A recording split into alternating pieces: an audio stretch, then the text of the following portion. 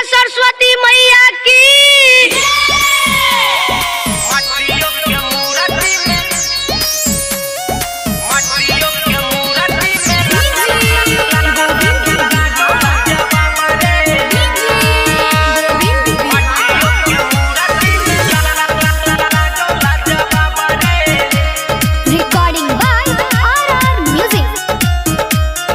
मटियो के मूर्ति में लागो लाजवाब रे, मटियो के मूर्ति में लागो लाजवाब रे। तुम्हारा तो हर छौने कोहो नो जवाब रे, तुम्हारा तो हर छौने कोहो नो जवाब रे। सानी माटी के आई देला मूर्ति बनाई, सानी माटी के आई देला मूर्ति बनाई। देखी मूरत लागे देखी कोनो ख्वाब रे,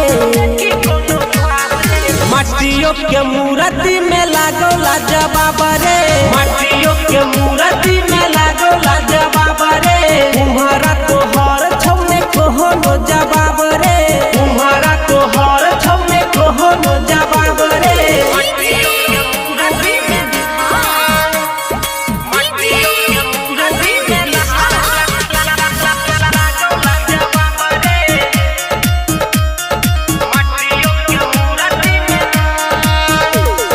हमर तू तुम्हारा देना ई सिखाई, मटियो के मूर्ति में मैया मुस्काई, मटियो के मूर्ति में मैया मुस्काई।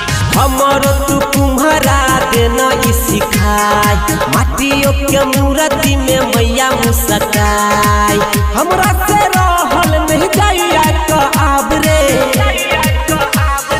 मटियो के मूर्ति में लागो लाजवाब रे, मटियो के मूर्ति में लागो लाजवाब रे। तुम्हारा तो हर छौने कोहो नो जवाब रे, तुम्हारा तो हर छौने कोहो नो जवाब रे। मटियो के मूर्ति में, मटियो के मूर्ति में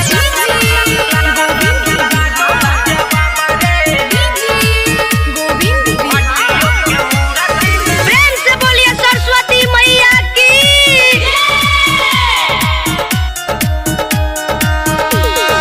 मोहनी लागई छई मैया के सूरत, एक बेर जे देख है देखते रहत, एक बेर जे देख है देखते रहत। मोहनी लागई छई मैया के सूरत, एक बेर जे देख है देखते रहत। पार लागे ते राजा अंकित के नाम रे, मटियो के मूर्ति में लागो लाजवाब रे, मटियो